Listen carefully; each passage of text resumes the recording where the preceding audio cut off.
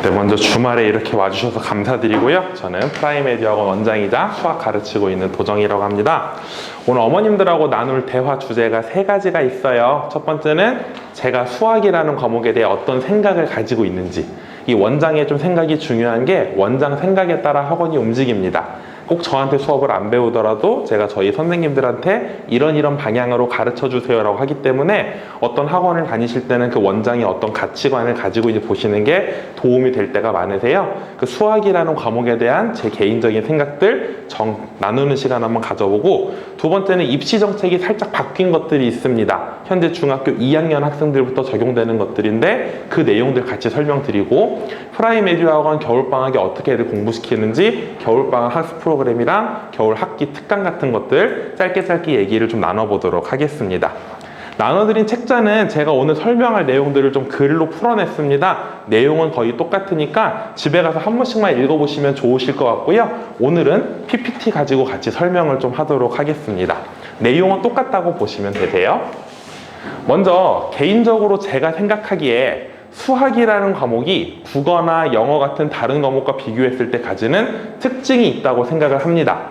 그 특징을 가장 잘 보여주는 게 이 그림인데요. 그림의 내용을 너무 깊이 보려고는 안 하셔도 괜찮고요.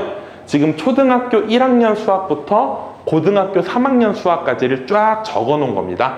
그 단원들을 보시면요, 단원들이 독립적으로 분절되어 있는 게 아니고 단원들이 전부 다 이어져 있다는 걸 알 수 있으실 거예요.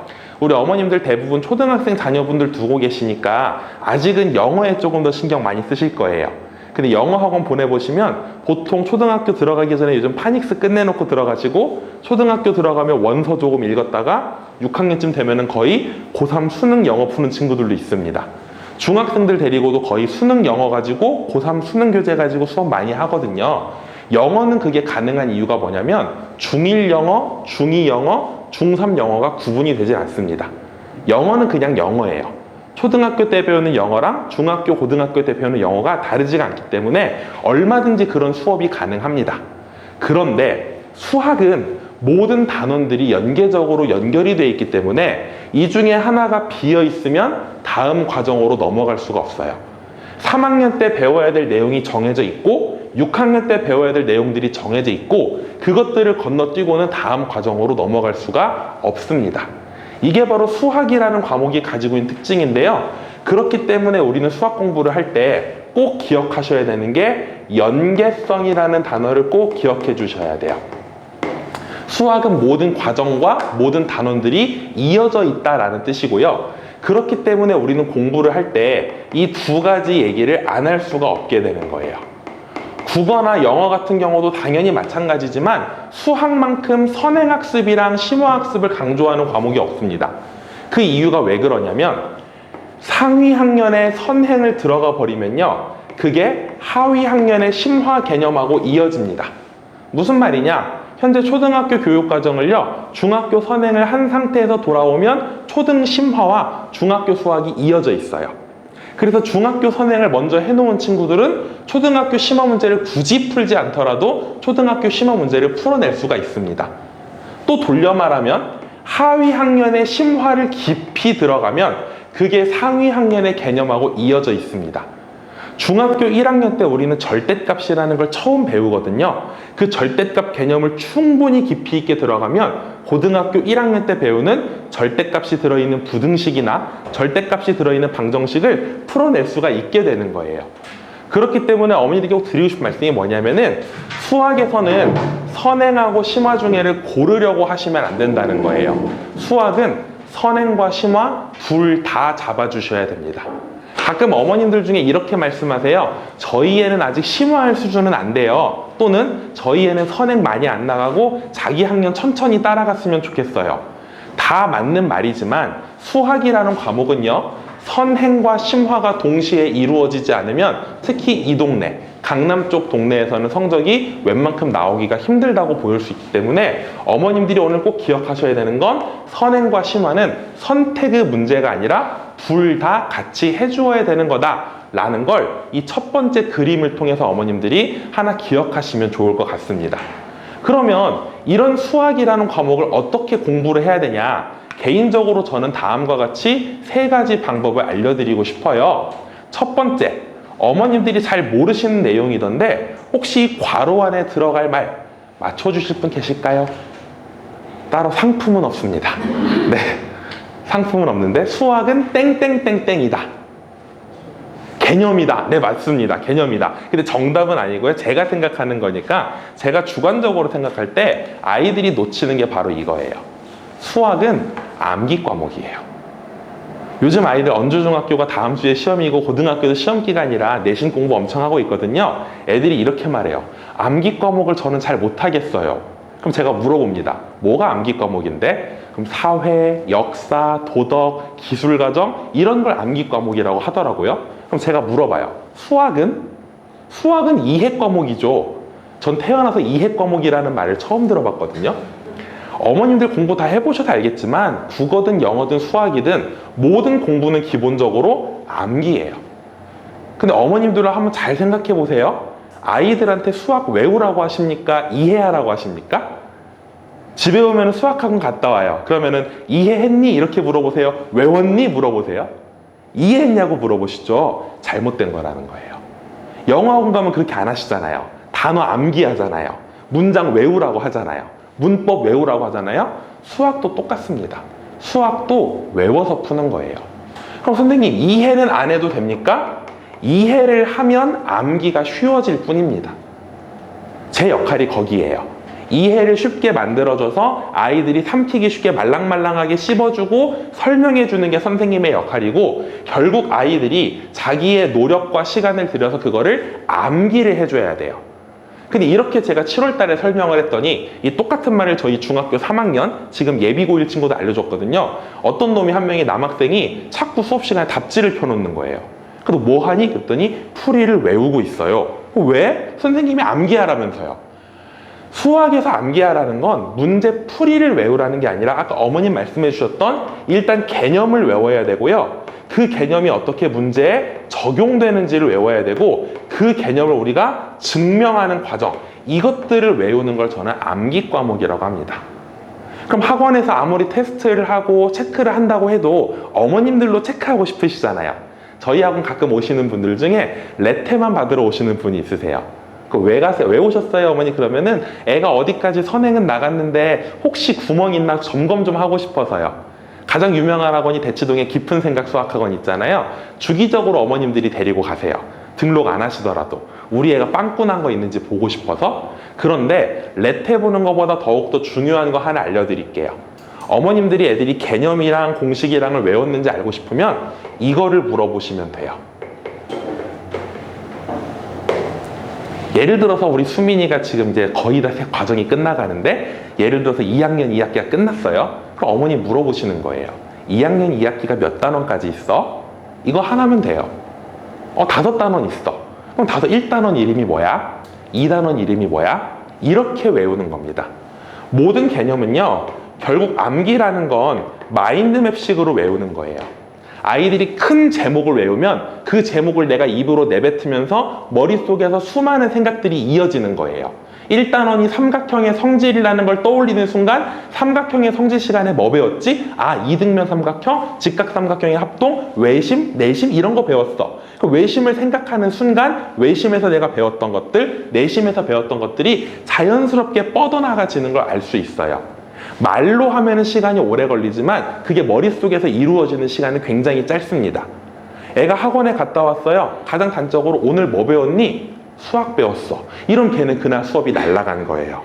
그날 자기가 뭘 배웠는지 단원 이름을 외우는 게 중요하고 그 단원 이름을 외우다 보면은 머릿속에 큰 그림이 그려지게 됩니다. 제가 앞에서 보여드렸던 그림 기억나시죠? 수학은 초등학교 1학년부터 고등학교 3학년까지가 전부 다 이어져 있습니다. 그렇기 때문에 어떤 문제를 내가 풀려고 접근을 할 때 이걸 어떻게 풀지 하면 저도 참 헷갈려요. 근데 질문을 바꿔서 이게 몇 학년, 몇 학기, 몇 단원에 나오는 문제일까를 생각하면 단원 이름을 생각하면 그 단원에서 배웠던 개념들이 쭈르륵 떠오르고 그 개념과 이 문제를 링크시키는 연습만 하면 되는 거예요. 근데 아이들이 이걸 참 안 합니다.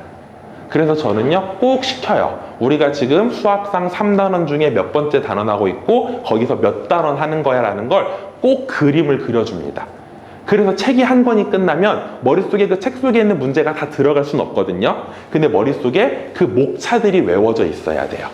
그것들이 반복이 되어져야 결국은 개념, 공식 적용, 증명하는 것들까지가 전부 다 암기가 가능해지는 거예요. 근데 이번 겨울방학 때 대부분 진도를 많이 나가게 될 거예요. 어머님들이 꼭 같이 체크해 주셔야 되는 게 단원 목차 외웠는지를 한 번씩 매일매일 물어보면 싸움 납니다. 잊어먹을 때쯤에서 한번 너 한번 1학기 때 뭐 배우니? 2학기 때 뭐 배우니? 한 번만 확인해 주시면 생각보다 이게 큰 도움이 됩니다. 이런 식으로 공부를 하면 수학뿐만 아니라 역사라든지 다른 암기 과목에 똑같이 적용할 수 있으니까 어머님들이 목차 암기를 꼭 강조해 주시면 좋을 것 같아요. 제가 생각하는 두 번째 올바른 수학 학습 방법은요, 이겁니다. 네, 이것도 맞춰주시면 너무너무 감사하겠어요. 신체 부위 2개를 제가 써놓습니다. 항상 우리 아이들은 진짜 다 외웠어요. 제가 하도 많이 말해서 수학은 땡땡땡과 땡으로 공부하는 과목이다. 네, 맞습니다. 한 글자는 손이에요. 앞에 세 글자는 뭘까요? 정답입니다. 바로 엉덩이와 손으로 공부하는 거예요. 요즘 AI가 발전되고 기술이 엄청나게 좋아지고 집에서 유튜브만 키면은 대치동 1타순 등의 강의 다 볼 수 있습니다. 그런데 그 강의 다 듣는다고 전부 다 수학 100점 맞는 건 아니죠. 애들이 기술이 발전하면서 점점 공부를 뭐로 하고 있냐면 눈으로만 하고 있습니다. 실제로 저도 저희 학원은 맞춤 학원이다 보니까 제가 옆에 가서 첨삭을 해주는데 가끔 애들 중에 제가 칠판 수업할 때 팔짱 끼고 앉아있는 친구들이 있어요. 손에 연필을 잡질 않습니다. 눈으로 감상하는 거죠. 저도 약간 이게 강의한 지 10년이 넘었다 보니까 계속 습관적으로 제 유행어가 이해됐니? 알겠니? 계속 물어봐요. 그럼 내가 계속 대답도 안 해요. 여기 있습니다. 집에 가면 어떻게 되냐? 하나도 몰라요. 그럼 뭐라고 하냐? 엄마한테는 이렇게 말해요. 선생님이랑 할 때는 이해가 됐는데 집에 오니까 모르겠어. 근데 그게 거짓말인 거예요. 선생님하고 할 때도 이해가 된 게 아니고 이해가 된 것처럼 느껴졌던 거예요. 제가 생각보다 말을 좀 잘합니다. 제가 생각보다 수업을 조금 잘해요. 그래서 저는 애들을 사로잡을 자신이 있어요. 그래서 공부를 못하는 친구들도 제 수업 듣고 있으면 오 이러고 듣습니다. 근데 맞아요. 수업 끝나고 문제 풀어봐 하면은 턱 막히기 시작하는 거죠. 그렇기 때문에 반드시 집에 가는 시간 없이 엉덩이를 붙이고 앉아있는 시간이 필요해요. 그래서 어머님들 들어보셨겠지만 5시간 공부한 친구랑 4시간 공부한 친구랑 누가 더 공부를 잘할까요? 물론 정답은 없어요. 하지만 제 경험상 5시간 공부한 친구가 공부를 더 잘할 확률이 높다고 말씀드릴 수 있어요. 몇 시간 이상의 절대적인 시간이 투입돼야 된다 이 말은 아니지만 어느 정도 기본적인 시간은 투자가 돼야 됩니다. 근데 문제는요, 제가 시간이라고 안 쓰고 엉덩이라고 쓴 이유가 있어요. 저희 학원 6학년들 이번에 예비 중일 올라가서 제가 좀 쪼이고 있는데 남학생 2명이 이런 애가 있어요. 정확히 1시간마다 밖으로 나와요. 제가 신데렐라라고 이름 붙여줬어요. 수업을 하는데 1시간 지나면 나옵니다. 왜 나와? 목말라서요. 마셔. 또 1시간 뒤에 나와요. 왜 나와? 화장실 가려고요. 제가 딱 봐요. 엉덩이에 헬륨가스가 들어있어서 앉아있지를 못하는 친구들이 있어요. 일단 공부는요, 조금 아이들에겐 미안한 말일 수 있는데 최소한 2시간 이상은 진득하게 앉아 있어야 돼요. 수학도 저는 욕심 같아선 하루에 30문제 이상은 풀라고 말씀드리고 싶어요. 언주중학교 중간고사 기말고사가 평균적으로 26문제가 나옵니다. 26문제를 45분 안에 풀어야 돼요. 그럼 마킹하는 시간 빼고 검토하는 시간 빼면 40분 안에 한 25문제는 풀어야 돼요. 그러니까 산술적으로 계산하면 30문제 푸는데 1시간도 안 걸립니다. 근데 애들은 대부분 어떻게 하냐? 화목에 학원 오는 친구들은 월수에 숙제해요. 몰아서. 월수에 학원 오는 친구들은 주말에 한 번 하고 화요일에 몰아서 하고. 그게 아니고 하루에 30문제씩 월, 화, 수, 목, 금 학습이 이루어져야 돼요. 물론 중학생이라면 토요일까지, 고등학생이라면 일요일까지. 제가 참 좋아하는 사자성어 중에 수적석천이라는 단어가 있습니다. 이 숫자가요, 물수가 아니고요, 물방울수예요. 물방울이 적은 쌓일 적입니다. 물방울이 똑똑똑 떨어져서 쌓이면 돌을 뚫어버린다는 뜻입니다. 그래서 우리 아이들이 볼 때 하루 30문제가 별거 아닌 것 같겠지만 내가 하루에 몰아서 60문제 푸는 거랑 하루에 나눠서 30문제 푸는 건 엄청난 차이가 있어요. 특히 아직 저학년인 친구들, 초등학교 고학년, 중학생인 친구들은 그 습관만 가져가면 고등학교 3학년 때까지 걱정할 게 없습니다. 고등학교 3학년 때 학원 안 보내셔도 되는 거예요.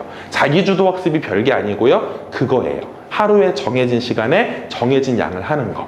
근데 그 엉덩이를 붙이고 앉아서 뭐로 공부해야 되냐? 손으로 공부해야 된다는 거예요.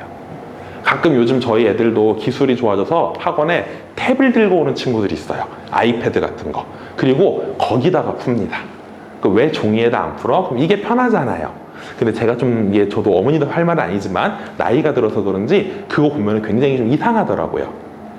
안 남습니다. 그게 애들이 확대하고 축소하고 하는 와중에 다른 애 또 옆에 풀고 있거든요. 그래서 어차피 시험 볼 때는 종이에다가 풀어야 되기 때문에 시험 보는 거랑 똑같은 분위기를 만들어주는 게 저는 좋다고 봐요. 그래서 반드시 노트에다가, 또는 저는 굳이 노트 엄청 강조하진 않습니다. 글씨 깔끔하게 쓸 자신만 있으면 저는 책에다가 풀어도 뭐라고 하지 않아요. 남자애들 저희 책에다 푸는 친구들도 있는데 뭐라고 안 합니다. 대신 글씨가 깔끔하고 줄노트에 쓴 것처럼 풀 자신이 있으면. 너무 노트에다가 강조하면은 아이들이 좀 약간 풀기를 싫어해요. 그렇기 때문에 노트 아니더라도 눈이 아닌 손으로 풀이를 쓴 연습을 어려서부터 반드시 시켜주셔야 된다. 그래서 어머님들이 이번 겨울방학 때 아무래도 아이들이 집에 있는 시간이 늘어나잖아요. 그럼 평균적으로 엉덩이 힘을 유일하게 기를 수 있는 게 바로 집에서 방학 시간이에요. 최소한 1시간. 책을 읽어도 괜찮고 다른 거 해도 괜찮으니까 1시간 동안 다른 거 안 하고 한 가지만 꾸준하게 하기. 또는 1시간 30분.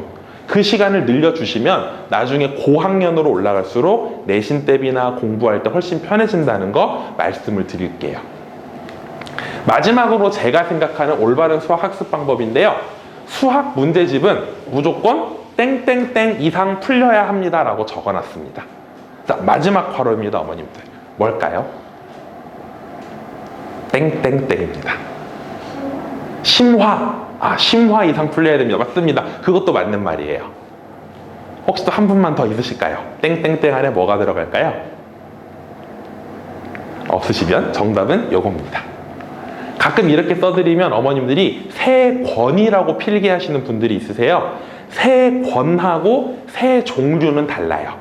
어머님들이 문제집의 종류를 조금 아셔야 되는데 수학 문제집은 다음과 같이 세 종류가 있습니다. 첫 번째가 개념서라는 책이 있어요. 두 번째가 유형서라는 책이 있습니다. 마지막에 어머님 말씀해 주신 심화서, 심화문제집이 있는 거예요. 개념서는 잘 알고 계시는 개념원리라든지 또 정석 같은 책들, 설명 위주로 써 있는 책들을 개념서라고 부르고, 유형서는 제일 유명한 게 센수학, 센이나 RPM 같이 문제가 많이 있는 책을 유형서라고 하고요. 심화서는 말 그대로 어려운 문제집을 말해요. 여기서 말하는 세 종류는 뭐냐면 이거 세 개를 다 하셔야 된다는 거예요. 제일 안 좋은 케이스 두 가지만 설명드리고 짧게 넘어갈게요. 첫 번째로 보통 학원을 옮길 때 저는 어머니 저라서 상담 다 해보셨겠지만 제가 꼭 물어보는 게 무슨 교재 쓰셨어요를 꼭 물어봐요. 저는 학원 저희 학원 처음 오시면은 그럼 지난번 학원에서 어떤 거 썼어요? 라고 말씀해 주시면 제가 좀 깜짝 놀랄 때가 있는데 유형서를 가지고 수업을 진행하는 학원들이 가끔 있어요. 뭐 그게 맞다 틀리다는 아닌 제 개인적인 생각에 그건 아니다라고 저는 보는 거예요. 가장 대표적으로 라이트 센이라는 책이 있습니다. 이름을 보시면 알겠지만은 센 수학인데 약간 라이트하게 쉬운 센 수학이에요. 이걸 가지고 진도를 나가는 학원들이 있는데 이게 문제 양이 좀 비교적 많습니다.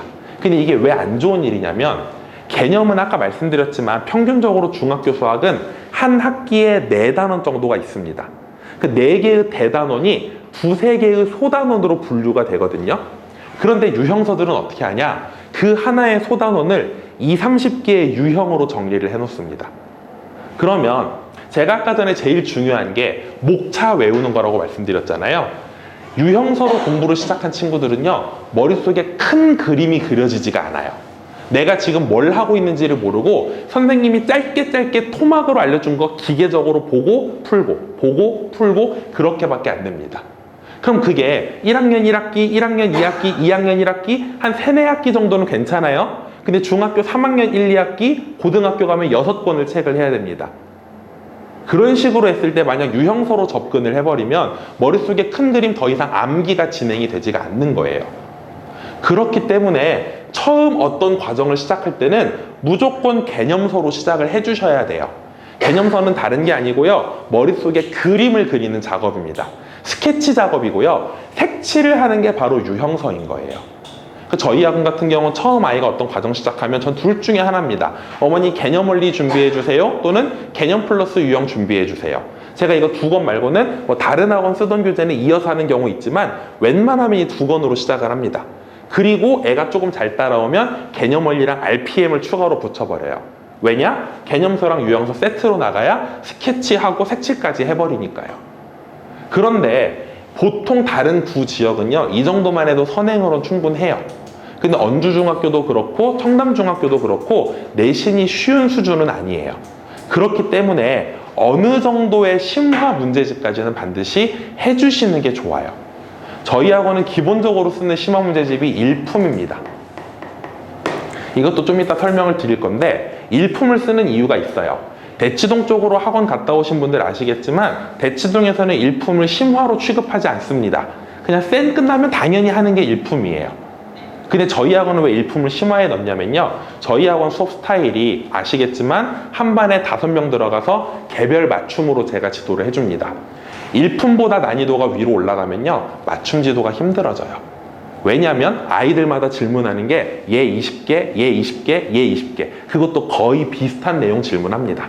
아이들이 수준 차이가 많이 나는 것 같아도 얘가 모르는 건 얘도 몰라요. 얘가 모르는 건 쟤도 모르고. 일품 이상으로 심화를 들어가게 되면 어렵습니다. 그렇기 때문에 개별 지도로 커버가 가능한 난이도는 일품까지예요. 선생님, 그 이상의 수업은 다뤄주지 않으시는 건가요? 그 내용을 조금 이따 설명을 드릴게요. 그리고 화요일에 어떤 어머님이 질문하셔가지고 잠깐 어머니 미리 설명해드리면, 방학 동안에 집에서 문제집을 좀 더 풀려보고 싶은데 추천해줄 만한 심화 문제집을 알려달라고 해서 제가 알려드린 건데, 어머님들은 처음부터 알려드릴게요. 저는 항상 문제집 추천할 때 절대로 문제집을 추천하지 않습니다. 저는 출판사를 추천해드려요. 왜냐면 출판사마다 그 문제집 만드는 요령이 정해져 있거든요. 제가 가장 추천하는 출판사는 천재교육입니다. 천재교육에서 나온 심화 문제집이 3종류가 있어요. 순서가 최고 수준 수학이 있습니다. 이 최고 수준 수학은 일단 개념 설명이 짧게라도 들어있고 기본 문제가 조금 들어있고요. 조금 중상 문제, 난이도 상문제까지 이렇게 이어집니다. 이거 끝난 친구들한테 저는 수학의 힘 감마를 추천해드려요. 알파, 베타 말고 감마인데요. 감마는 설명은 거의 없고 바로 처음부터 문제 나옵니다. 심화 문제집 위주로 돼 있고요. 이게 끝난 다음에는 이거는 진짜로 선택받은 친구들이 하는 책인데 최강수학 TOT라는 책이 있어요. TOT가 탑 오브 더 탑의 줄임말입니다. 그 진짜 어려운 문제들이 많이 있어요. 그럼 이거보다 어려운 문제집이 없어서 이걸 추천해드리냐? 그건 절대 아니고요. 천재교육은 해설이 예술이에요. 해설이 좋습니다. 요즘 문제집들 보면요, 저도 이제 쉬는 시간에 가가지고 책 보는 게 취미인데 새로운 교재 나온 거 없나? 저는 솔직히 문제보다 해설 봅니다. 해설이 얼만큼 설명이 되어 있는지를 보면은 문제 수준을 알 수 있거든요. 천재교육은 해설이 아주 예술이에요. 혼자서 충분히 해설 보고 다 그 생각을 정돈할 수 있을 정도로 해설을 자세하게 써놓습니다. 그렇기 때문에 집에서 방학 같은 때에 한두 권 정도 풀려보시려면 최고 수준이나 수학의 힘 감마 정도까지는 충분히 해설지 가지고 아이들이 감당을 할 수가 있어요. 그렇기 때문에 방학 때 조금 더 공부를 시키고 싶으신 분들은 이렇게 한번 생각해 보시면 좋고, 실제로 이 책 3권은요 저희 언주중학교 애들 내신 대비 교재입니다. 저랑 내신 대비하는 친구들은 이렇게 3권 가지고 합니다. 내신 보기 4주 전에 최고 수준 시작하고요, 3주 전에 감마 시작하고, 2주 전에 TOT, 1주 전에 강남권 기출문제, 저는 이렇게 수업을 합니다. 그렇기 때문에 천재교육은 조금 어머님들이 봐두시면 좋겠다. 그리고 하나 더, 아까 유형서로 진도 나가는 게 조금 안 좋은 거라고 말씀드렸고, 두 번째로 안 좋은 게 뭐냐면 아까 처음 드렸던 말씀인데, 저희 애는 아직 심화할 수준이 아니에요 라고 해서 여기까지만 하고 넘어가시는 분들. 제가 너 무슨 책 풀어봤니? 그럼 책을 엄청 많이 말해요. 라이트센도 풀었고, RPM도 풀었고, 센도 풀었고, 뭣도 풀었고, 뭣도 풀었고. 근데 이것만 7권 푸는 친구들도 있어요. 유형서만. 그러니까 저는 다 알잖아요, 문제집 난이도를. 그러니까 어머님들은 학원에서 책 끝났으니까 뭐 사주세요, 뭐 사주세요, 뭐 하나보다 하고 책을 사주시는데, 제 입장에서 보면은 운동도 똑같은 키로수 아령 들면은 근육 안 생깁니다. 점점 횟수를 늘려야 되고 무거운 거로 늘려야 돼요. 수학도 마찬가지입니다. 점점 어려운 거로 나아가 주셔야 돼요.